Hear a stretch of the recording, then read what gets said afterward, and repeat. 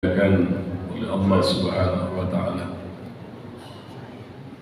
Rasulullah Sallallahu Alaihi Wasallam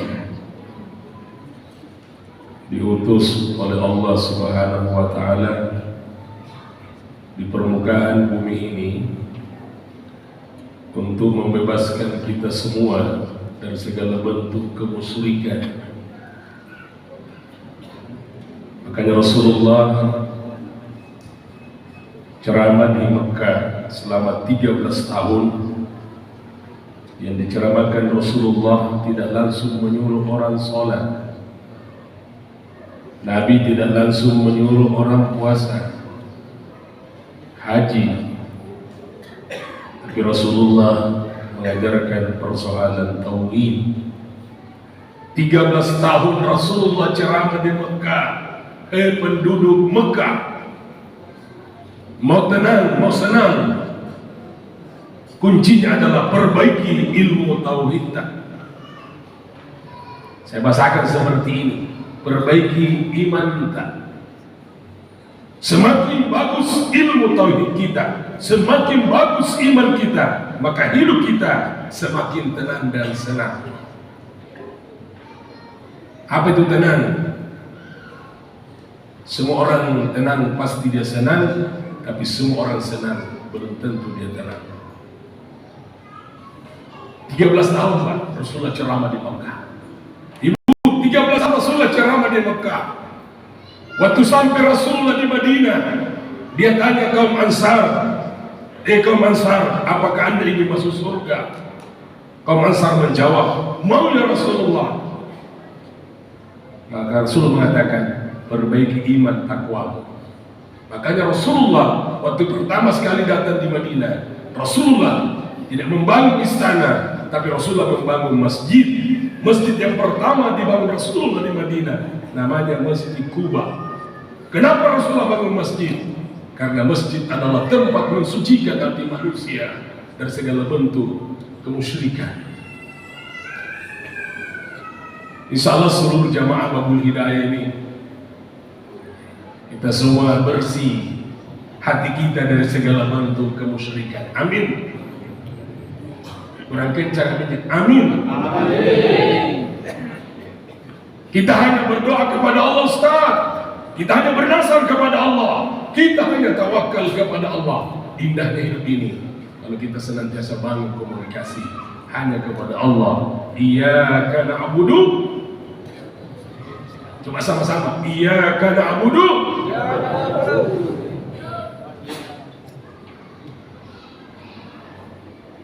Iyyaka na'budu wa iyyaka nasta'in.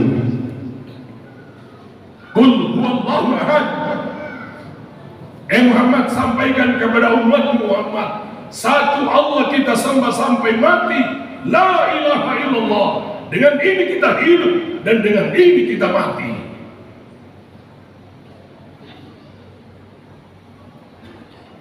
Tidak usah takut Pak, datang tarawih kurang rezeki kita. Munir ini jamaah saya ingatkan, bukan ngajari jamaah. Kalau orang bilang saya datang tarawih kurang rezeki itu masalah besar imannya, tauhidnya. Kita orang beriman, takwa, keluar masjid, Babul Hidayah, yakin rezeki saya tidak tertukar, rezeki saya dimakan orang, rezeki saya tidak diculik orang. Itu baru benar tauhid kita. Kenapa ini saya angkat ini malam ke-7 Ramadan? Karena ditolak puasanya orang yang menserikatkan Allah. Tidak ada gunanya kita tarawih sebulan, puasa sebulan, berbagai amalan kalau masih ada keyakinan selain Allah. Karena saya juga heran sekarang ini Pak Rahmat ini, sama modern hari ini masih ada orang percaya buaya.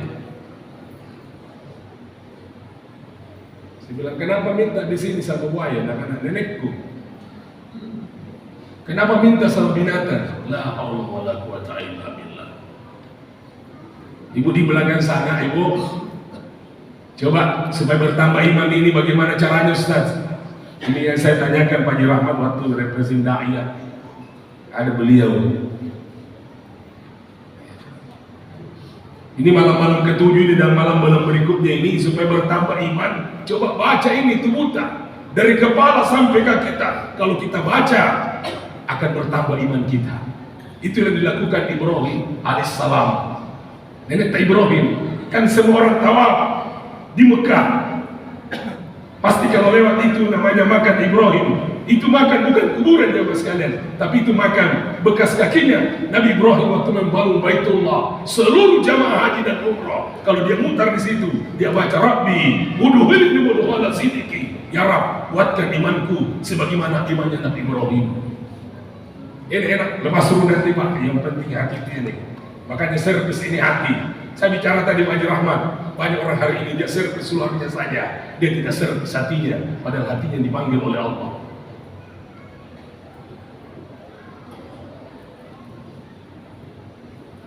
Ini apa sandal kamu? Jamaah. Oh jamaah. Apa sandal kamu?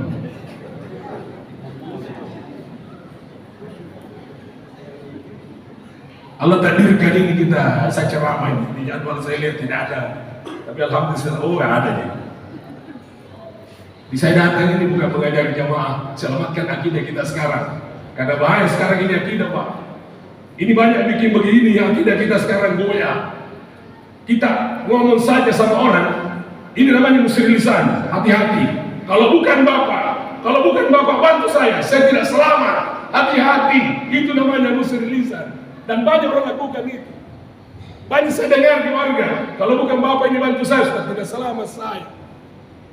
La ilaha illallah. Saling orang tua kalau bilang, apa mau makan kalau mati bapakmu? Dan itu banyak saya dengar di warga. Nah, apa mau makan kalau mati bapakmu, mati ibumu?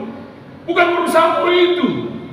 Yang benar itu adalah apa yang kau sembah kalau saya tidak ada di muka bumi ini itu yang benar.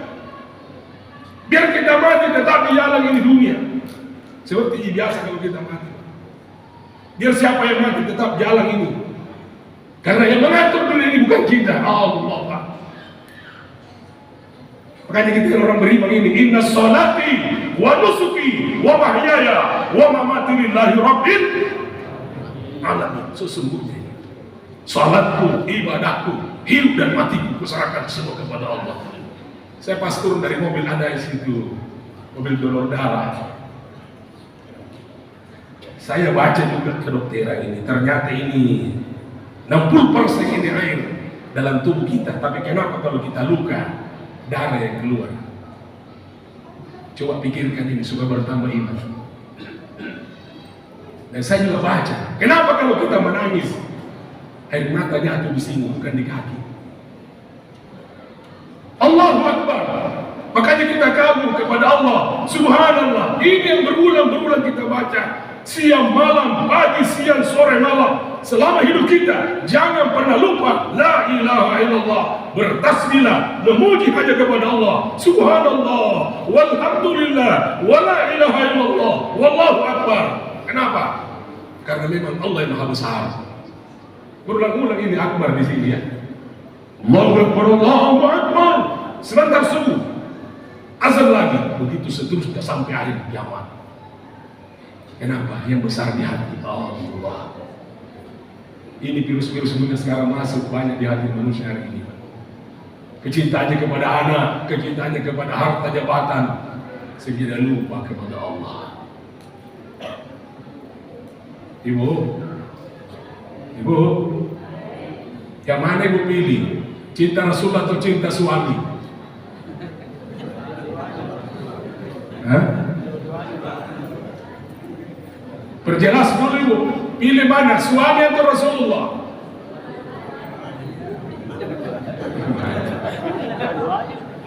Dua-duanya. Rasulullah dulu. Cinta nomor wahid, cinta kepada Allah.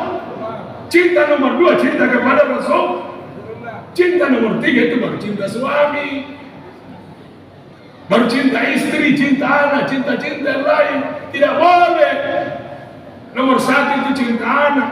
Ada orang hari ini lupa, dia tidak akan tarawih karena ngurus anak. Dia lebih cinta anaknya ketimbang Allah. Kebodohan manusia itu meninggalkan Allah, berderus dunia. Itu kebodohan manusia, Pak. Meninggalkan Allah. Kita ini jangan bodoh. Gimana, Pak? Jemaah. Oh, jemaah. Tidak lama dia ceramah ini, bermasalah suaraku ini.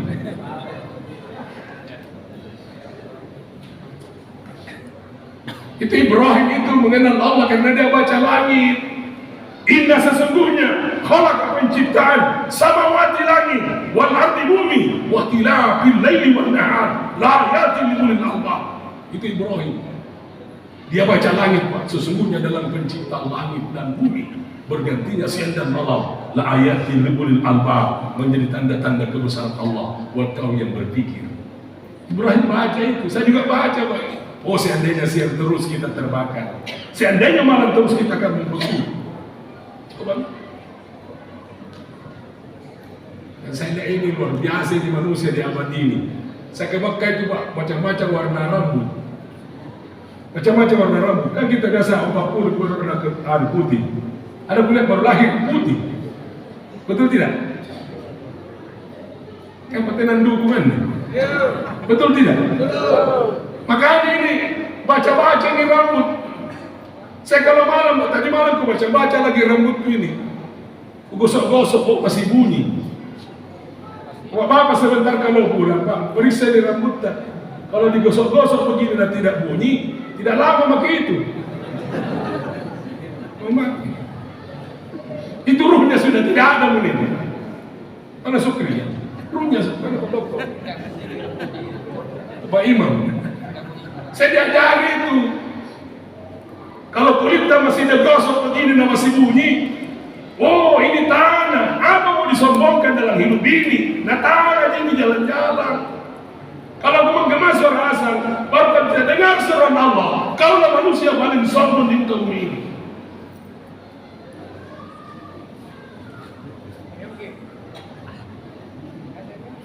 Manusia paling sombong di muka bumi ini mendengar suara azan baru tidak sujud kepada Allah. Itu manusia paling sombong. Saya heran kalau Pak Gubernur siap, komandan tentara siap mati komandan. Saya dengar Poltabes kemarin, Pak. Siap. Di depan pimpinan, saya berharap, di hadapan bos pimpinan, oke. Tapi di hadapan Allah kau harus lebih sopan. Makanya ibu bentuk kesopanan kita sama Allah. Jangan baju yang kita pakai tidur, kita pakai sholat sunnah. Boleh. Itu bentuk menghargai Allah. Makanya coba kita bangun. Bapak coba bangun buat tahajud. Allahu Akbar, tempelkan ini kepala ke bumi, berbisik di bumi. Setelah berbisik di bumi, baca la ilaha illallah. Ya Rabb, besar masalahku ya Allah, tapi pertolongan kasih sayangmu lebih besar dari masalahku ya Allah. Begitu. Dan kita semua punya masalah, Pak. Tidak ada orang hidup ini tidak punya masalah. Jadi Allah semua punya masalah. Dan kita diuji dengan masing-masing ujian kita beda-beda. Beda ujiannya profesor dengan kita, beda. Makanya zikirlah kalau mau tenang. La ilaha illallah. Zikir, perbanyak zikir. Perbanyak tobat supaya hidup kita tenang. Kenapa orang hidupnya tidak tenang? Karena mengkhawatirkan yang belum terjadi. Kita orang beriman. Hindari ini syirik supaya apa Ustaz diterima ibadah Ramadan kita, ibadah puasa kita. Jemaah yang kami muliakan, sekali lagi saya ingatkan diri saya dan jemaah, hindari syirik, hindari meminta selain Allah. Sekali lagi, la ilaha illallah Muhammad Rasulullah. Rasul ingatkan, man kana akhiru kalamihi la ilaha illallah dakhalal jannah. Siapa istiqamah tauhidnya tidak pernah menduakan Allah dalam hidupnya, dalam jannah penghuni surga. Jangan goyah tauhid kita sampai akhir kita. Setuju? Setuju? Jangan goyah. Nah, biasa itu pengaruh pekerjaan sekarang, pengaruh ini, ada perempuan lepas jilbabnya. Ada orang kerja di situ perusahaan Tidak mau lagi sholat takut sama bosnya. Dan ini yang terbukti sekarang, nyata sekarang. Orang meninggalkan Allah, dia buru dunia, dan belum tetap dunia. Sekali lagi jamaah, sekarang ini malam ke-7, jaga Tuhan kita. Yang kedua, supaya tidak keluar materinya. Yang kedua jamaah sekalian, yang tolak puasanya di bulan ini apa itu Ustaz? Anak yang durhaka kepada kedua orang tuanya. Termasuk bentuk kedurhakaan kita kepada Allah. Selesai kita sholat tidak berdoa. Ada sekarang kuliah orang langsung lompat keluar. Dia bilang tidak usah berdoa. Di mana aku belajar itu? Saya tanya dulu, di mana aku belajar? Tidak usah berdoa. Oh ini anak tidak tahu diri. Betul ini Pak? Doa kau dulu. Kalau mau sukses bukan kerja keras. Orang kalau mau sukses hidupnya doa. Yang kedua itu berkah. Yang ketiga sedekah. Yang keempat baru kerja keras. Doakan dulu keselamatan dirimu. Yang kedua doakan keselamatan kedua orang tua. Ada yang tanya saya, Ustaz, kenapa didoakan itu ayah ibu? 91 ada ketuban yang pecah waktu kau dilahirkan dan itu tidak bisa dibayar dengan materi. Yang kedua, ada darah yang mengalir itu darah ibu, tali itu di belakang ibu-ibu yang banyak anaknya. Itu, yang mana paling banyak anaknya di belakang? Saya kasih umroh, tapi bayar. Tapi ada harga spesial, yang banyak anaknya. Daftar ke situ, bukan promosi dikasih tahu itu. Kita tetangga di sini, Pak. Jadi jemaah yang hadir ini, itu udah darah mengalir. Seandainya ayah dikasih makan emas, ibu dikasih makan berlian, tidak sebatnya itu. Yang ketiga, ada yang susu yang menetes. Demi Allah, tidak bisa sehat malam ini. Bahkan saya tidak bisa ini ceramah malam kalau bukan ini. Tidak sehat ini malam kalau tidak ada itu tetesan air susu ibu. Lihat begitu ada Pak, kalau ada tanaman dalam pot itu banyak. Kalau sudah disiram saudara bermati itu. Tapi kalau ada tetesan, 1 tetes, 2 tetes, satu aja itu air susu. Itu kita kecil, 1 tetes air susu ibu tidak bisa digantikan dengan apa lu. Catat ini anak muda. Yang mana kan anak muda?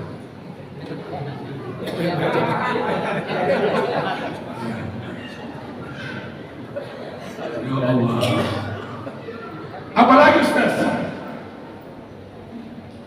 Berkeringat itu ayah. Tanya sandar-sandar sana. Berkeringat itu ayah pada siang dan malam. Berkeringat itu ibu mengurusi kita sejak kecil sampai kita besar. Dan ada air mata yang jatuh setiap malam mendoakan kita. Tidak pernah itu tidak berdoa ayah dan ibu kita. Kita anak-anak kadang-kadang lupa berdoa untuk kebahagiaan keluarga kita. Saya akan insya Allah sebentar ini dan malam-malam berikutnya jangan lupa. Dan saya catat di malam, catat percuma kita puasa sebulan, percuma kita tarawih dan berbagai amalan kita lakukan dalam kehidupan ini selama Ramadan kalau kita durhaka sama Allah. Terakhir ini waktu terbatas kita mau tarawih. Jangan lama ceramah yang paling baik itu adalah cepat selesai. Sama Pak Imam, tadi suaranya bagus, saya hampir menangis Pak dengan dasar lagi. Terima kasih. Tidak semua imam dapat begini. Saya sudah 7 malam ini. Paling nyaman kurasa di sini kata imam ya enak. Masih muda lagi. Ada istri.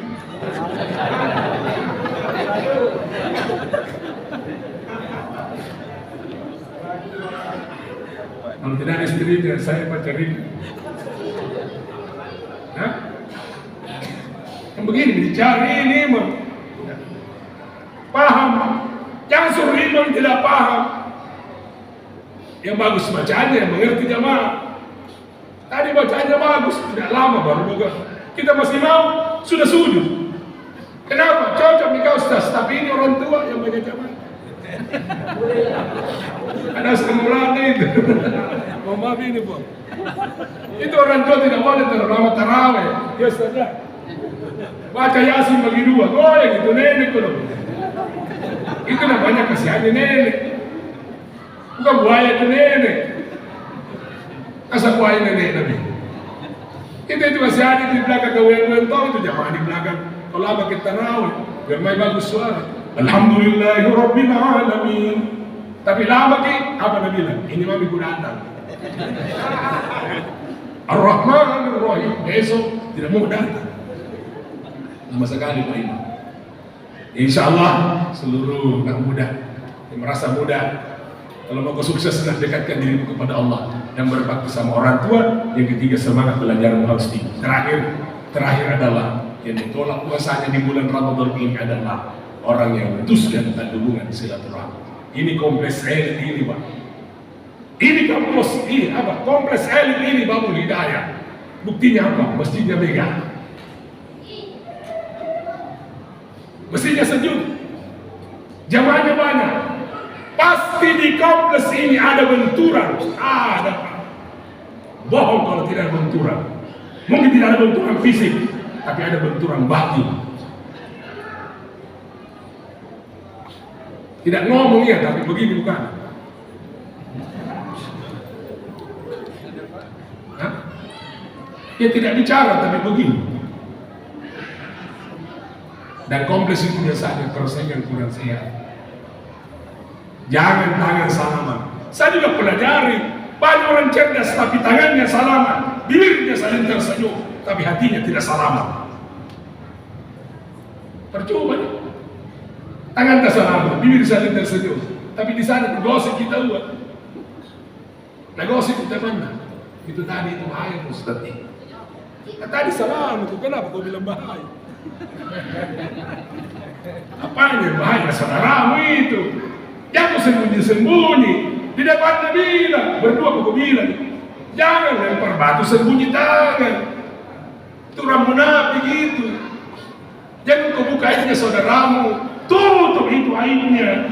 Semua orang punya aib, semua orang punya salah Pak. Kalau ada donor darah, berhenti bagi ceramah. Saya berharap ini orang kuat kata Nabi itu bukan yang tinggi ditembak orang tersanjung, tidak.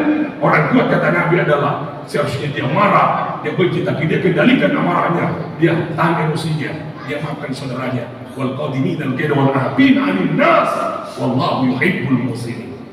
Pertanyaan akhir ceramah. Bapak-bapak yang hadir sudah maafkan istri belum? Sudah.